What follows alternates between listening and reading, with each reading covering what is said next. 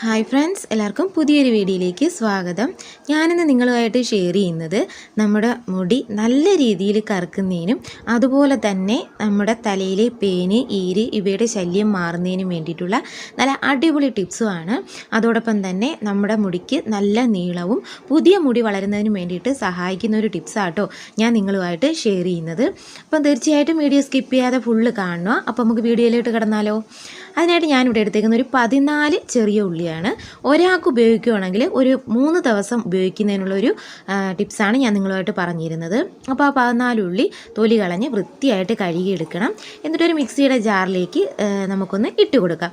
ഇതിനകത്തേക്ക് ഞാൻ 2 വലിയ നെല്ലിക്കയാണ് എടുത്തേക്കുന്നത്. നമ്മുടെ നാട്ടിൽ ഇതിനെ കാട്ടിയെലിക്ക എന്ന് പറയും. അതാണ് കേട്ടോ എടുത്തേക്കുന്നത്. 2 എണ്ണം എടുത്തിട്ടുണ്ട്.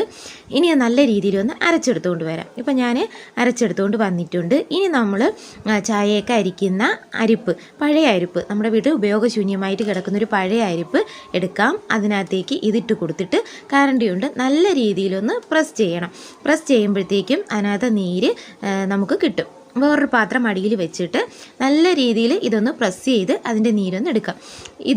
ഇതിൻ്റെ ആ ഒരു മണവും അതുപോലെ തന്നെ കാട്ടിയിലേക്കൊക്കെ ഉള്ളതുകൊണ്ട് തന്നെ നമ്മുടെ മുടി നല്ല രീതിയിൽ കറുക്കുകയും അതുപോലെ തന്നെ മുടിക്ക് നല്ല വളർച്ചയുണ്ടാവുകയും അതുപോലെ പുതിയ മുടി വളരുകയും പഴയ മുടി പോയെടുത്ത് പുതിയ മുടികൾ വളരുകയും അതുപോലെ തന്നെ കുട്ടികളെ തലയിൽ കാണുന്ന പേന്, ഈര് ഇവയൊക്കെ നാമാവശേഷമാവാൻ വേണ്ടിയിട്ടും ഈ ഒരു ടിപ്സ് നല്ലതാട്ടോ.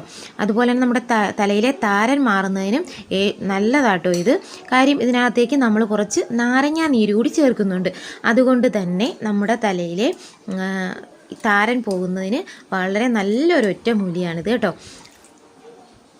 ഇപ്പം നമ്മൾ അതിൻ്റെ ചാറ് നല്ല രീതിയിലൊന്ന് കരണ്ടി കൊണ്ട് പ്രസ് ചെയ്തെടുത്തിട്ടുണ്ട്. ഇതിനകത്തേക്ക് ഞാൻ ഒരു നാരങ്ങയാണ് ചേർത്ത് കൊടുക്കുന്നത് കേട്ടോ. ഈ നാരങ്ങ ചേർക്കുന്നത് കൊണ്ടാണ് നമ്മുടെ തലയിൽ താരനും അതുപോലെ തന്നെ പേനുമൊക്കെ നശിച്ചു പോകുന്നത്.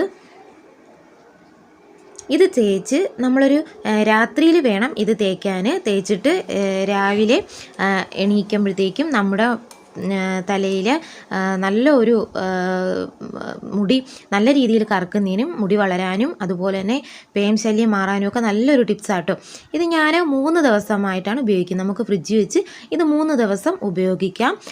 നമ്മൾ വീട്ടിൽ ഒരുപാട് പേരുണ്ടെങ്കിൽ ഇതിൽ കൂടുതൽ സാധനങ്ങൾ ഉപയോഗിച്ച് നമുക്കിത് തയ്യാറാക്കാവുന്നതാണ്.